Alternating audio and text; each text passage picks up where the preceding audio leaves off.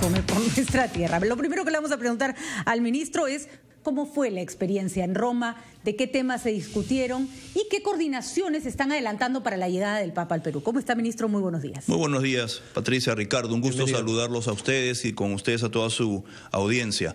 El viaje a Roma fue muy provechoso. Estuvimos con el presidente, más allá de lo que significa poder saludar y conversar unos minutos con el Santo Padre. El presidente tuvo una extensa reunión en privado que él ha descrito como de mucha importancia en torno al entendimiento de cómo está el país y los temas que tiene el Santo Padre en mente para su venida al Perú. Creo que eso fue el principal motivo del viaje y salió muy bien, pero a mí también me permitió poder tener reuniones con las autoridades del Vaticano encargadas del viaje papal. Me reuní concretamente, entre otras personas, pero principalmente con Monseñor Rueda, que es monseñor colombiano, él, que es el responsable a nivel global de los viajes papales. Él ha estado en el Perú hace unos meses para justamente planificar el viaje del Santo Padre para el mes de enero y con él mantenemos un contacto permanente. Y también me pude reunir con el comandante Gianni, que es la persona que lidera la seguridad papal globalmente,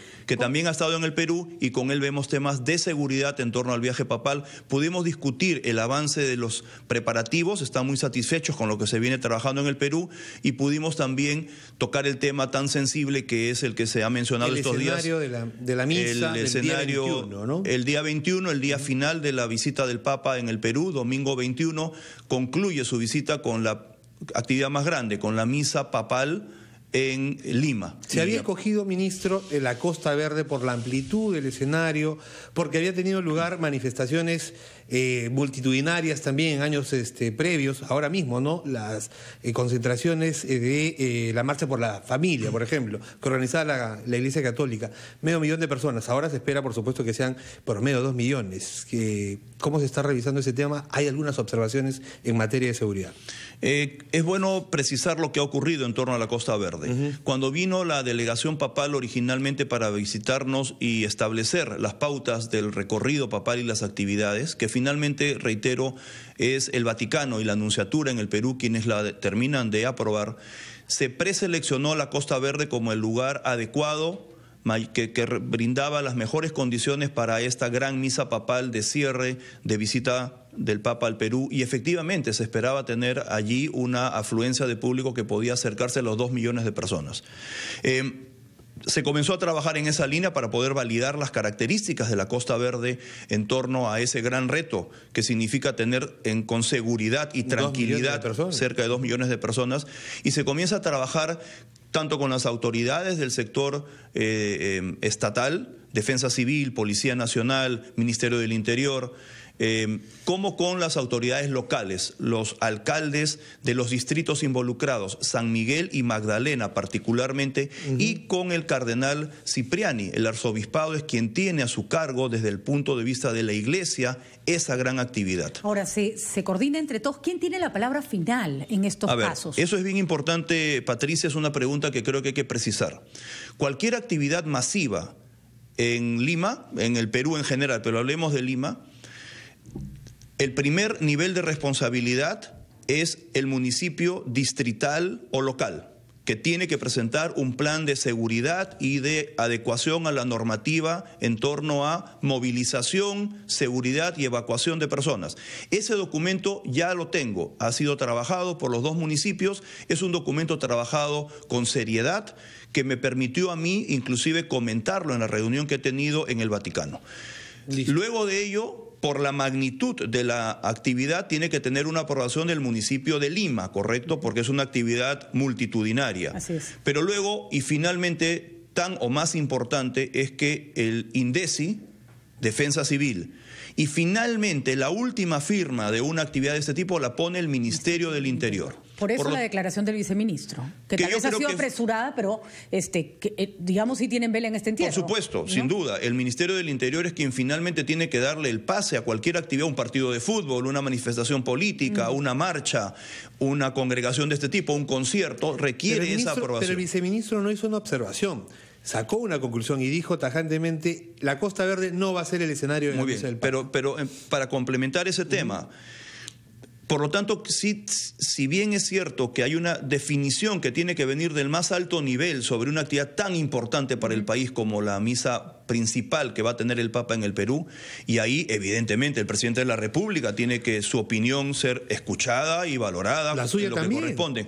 La mía como ministro responsable, coordinador del evento, así lo mencionó ayer, creo que con mucha precisión la primera ministra en entrevistas que ha dado. Pero finalmente requerimos una aprobación de las autoridades que tienen ese nivel de profundidad en el análisis técnico, y ahí estamos hablando de INDECI y Policía Nacional, Seguridad del Estado. Este no es un tema de gustos, este es un tema de seguridad, ¿no? Efectivamente. Yo reconozco que el escenario de la Costa Verde es un escenario precioso, en verano además, pero si no otorga las garantías, no las otorga. El problema es, ¿cuál es el plan B? Porque si tenemos plan A y decimos no, el plan A no es, y no ofrecemos nada mejor, entonces por supuesto la gente se va a quejar, ¿no? Muy bien. Ahí, Patricia, varias cosas. Primero, el informe que hemos recibido de las municipalidades distritales evalúan integralmente la capacidad que tienen para poder contener a todo ese a esa población seguramente y eventualmente ante una emergencia. Básicamente lo que han hecho es establecer protocolos de acceso y salida, facilitar, digamos, esa movilización de las personas y sobre todo acotar el aforo. El aforo que he recibido de este informe de los dos municipios mencionados es de 1.060.000 personas. Ya no hablamos de cerca de 2 millones de personas. ¿Qué pasa con las personas de la tercera edad o con personas de movilidad, que tienen problemas de movilidad? Que hay que decirlo, las personas de tercera edad son un público objetivo muy importante para el Papa. No, ¿Ellos podrían llegar con facilidad o también hay problemas ahí? Habrían protocolos en este informe de cómo movilizarlos y tener zonas especiales para ellos, con la debida protección, ¿correcto? Ahora, es evidente que la Costa Verde presenta retos que nos deben mantener conscientes de que el riesgo existe. O sea, estamos junto al mar. Y contra el acantilado. Estamos con un acantilado muy cercano al lugar de la misa. Tenemos una gran franja con público a lo largo de casi 4 kilómetros, ¿correcto? Y la Costa Verde tiene un determinado número de accesos y salidas que son los que conocemos y que son los que tendremos que utilizar. Eventualmente, ante una situación de extrema emergencia, que Dios quiera no ocurra, tenemos pocos minutos para poder evacuar la Costa Verde. Entonces, esos son los elementos que motivan preocupación en sectores como el Ministerio del Interior, como Defensa Civil, que el viceministro, creo yo, un poco apresuradamente y un poco desordenadamente, pero dentro de todo, siendo un sector que tiene responsabilidad sobre esto, manifestó el otro día. ¿Cuándo se va a tomar exactamente una definición sobre este tema? Yo expuse todo esto en el Vaticano y me retiré muy satisfecho porque lo que nos dijeron fue lo siguiente: lo primordial, ministro, es la seguridad del evento. Claro. El entorno geográfico maravilloso de la Costa Verde no es lo principal de una misa papal, ¿correcto? Lo principal es el contacto del Santo Padre con la población masivamente. Y eso se puede dar en cualquier lugar y básicamente tiene el gran prerequisito de tranquilidad y seguridad. Y por lo tanto, ayer el ministro Nieto ha manifestado que una alternativa que en su momento se vio con la comitiva papal que vino al Perú y lo hemos retomado como una alternativa no definitiva, no quiero que se malinterprete mi posición ni del ministro Nieto, es la base aérea de Las Palmas, que tiene la extensión, que no tiene nada aledaño que genere un riesgo adicional. ¿Y el aforo? El aforo podría llegar a ser, habrá que validarlo, pero por encima de 1,5 millones de personas. De acuerdo. En todo caso, es una decisión que se tiene que tomar en las próximas, yo diría, 2 semanas, es el compromiso que yo tengo con las autoridades del Vaticano. ¿En 2 semanas tenemos una definición? Yo diría que sí. Promedio. Yo diría que sí, no puede haber una fecha exacta porque requerimos pronunciamientos. Ahora sí, ante el informe que tenemos de los municipios distritales, que creo que se trabajó con diligencia y seriedad, hay que reconocerlo, ante la postura y preocupación que respetuosamente entendemos del santo de Cardenal Cipriani, tenemos que tomar una determinación por parte de las autoridades que tienen que ver directamente con la seguridad ciudadana, y ello va a ocurrir en los próximos días. Y recordar, ministro, antes de ir a la pausa, que en realidad la visita del Papa es una visita que incluso los no católicos reciben todos esperan. Entonces no volver esto un pleito, ¿no? Efectivamente. No volver esto un pleito, volverlo una discusión alturada y se busca la mejor opción. Y sobre todo ponerle un poco de paños fríos. La gente está harta de las confrontaciones. Que no haya polémica académica, estamos trabajando todos juntos para que esto sea un gran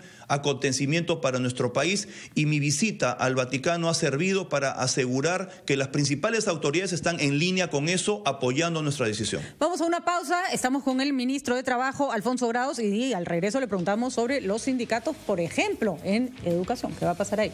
8:29.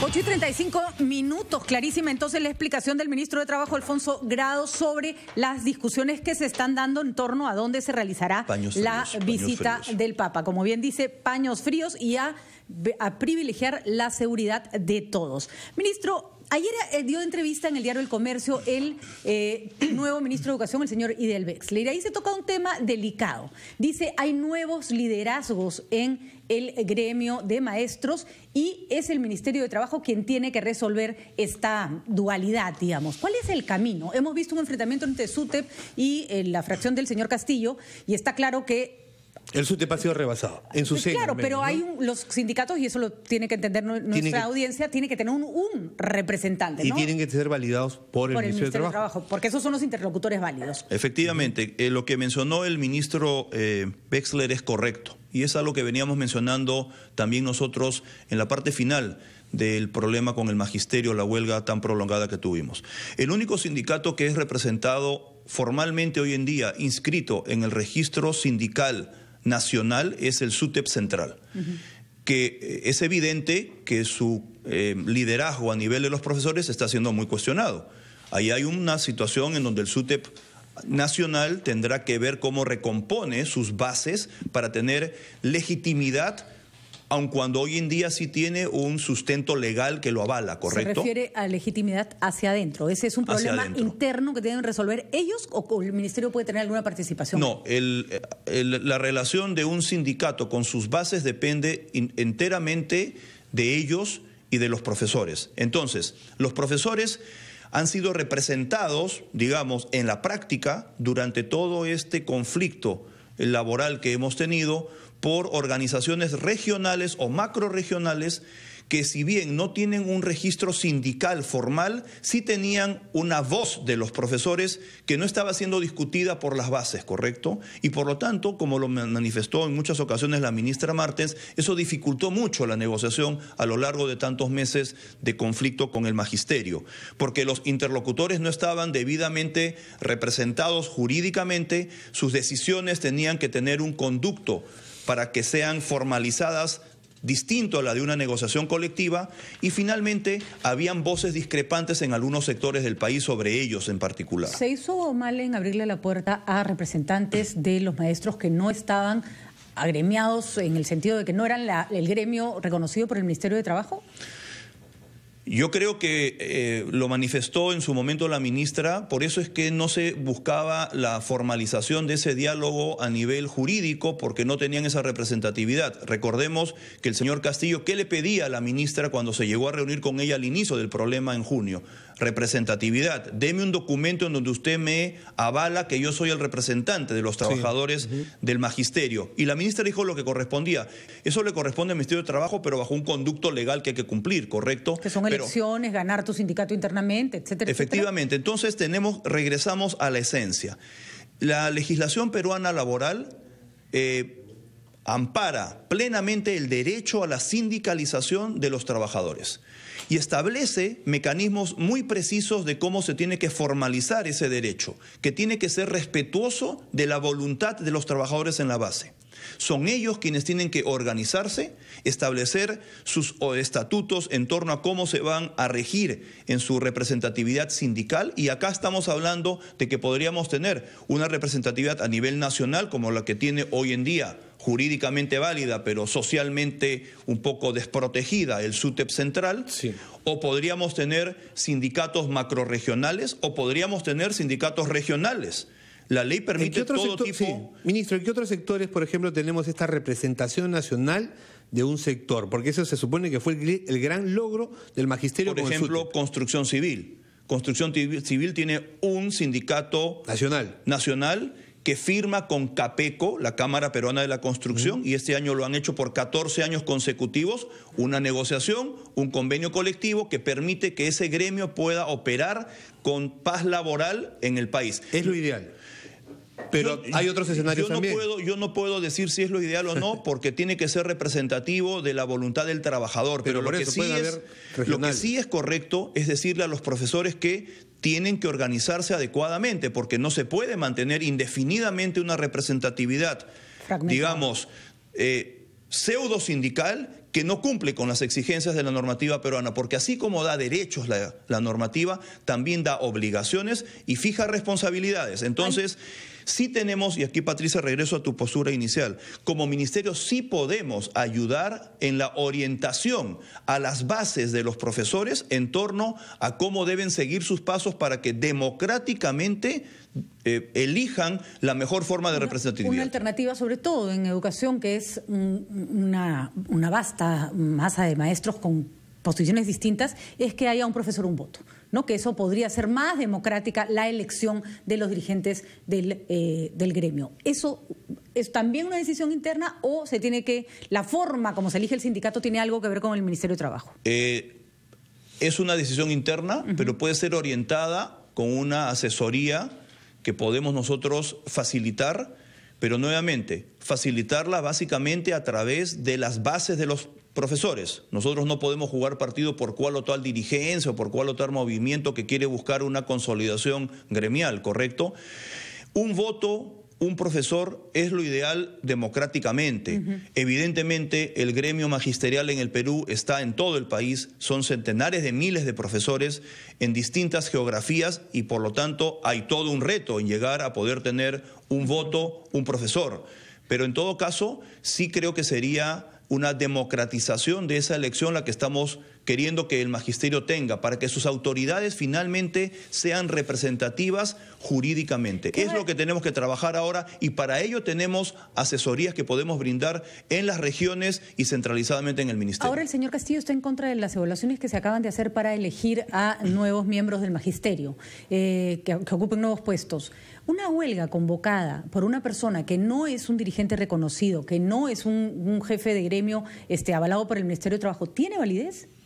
La huelga fue declarada en su momento ilegal e improcedente, ¿correcto? Por ello es que se procede con los descuentos y eventualmente con la posibilidad de despidos. Felizmente no se tuvo que llegar a los despidos porque se pudo solucionar el impasse antes de ello. Pero los descuentos tienen que proceder porque hubo una paralización de labores y eso evidentemente implica... ¿Quién verifica eso, ministro? Porque en este caso las direcciones regionales de educación que están descentralizadas, los gobernadores regionales tienen la obligación de validar que las horas no trabajadas no sean pagadas. Inclusive recordemos, hace varias semanas el Contralor de la República, el señor Schack, mencionó de que iban a hacer inspecciones para que eso se esté cumpliendo, porque estamos hablando de recursos públicos, no de recursos privados. ¿correcto? Y el derecho a la huelga le permite al trabajador precisamente detener sus labores en protesta o en reclamo de algo, de un derecho superior, pero eso no implica que se le pague los días no trabajados. El derecho a la huelga es un derecho que tenemos que proteger en el país. El derecho a la sindicalización es un derecho laboral que tenemos que proteger y promover.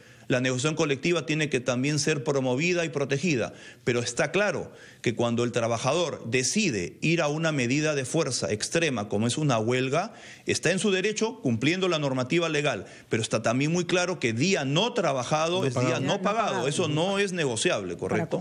Para los profesores y para cualquier trabajador. Ni para cualquier trabajador ni en cualquier parte del mundo. La huelga es una medida extrema de sacrificio del trabajador que implica yo estoy dispuesto a sacrificar mi ingreso laboral pero no porque trabajo. Estoy dispuesto a que se defiendan mis derechos. Pero si no trabajo, no puedo cobrar. Muy bien, ministro, nos tenemos que quedar aquí. Tenemos preguntas pendientes, así que esperamos tenerlo pronto de vuelta. Por ejemplo, legislación laboral juvenil. Y la reactivación de la economía, ¿cuántos puestos de trabajo? Tenemos muchos temas, reactivación económica y generación de empleo, empleo juvenil y sobre todo el gran tema de la transformación pro empleo que queremos promover a través de una revisión integral del ciclo laboral. Tenemos que buscar el consenso social y político para sacar adelante una reforma que el país requiere.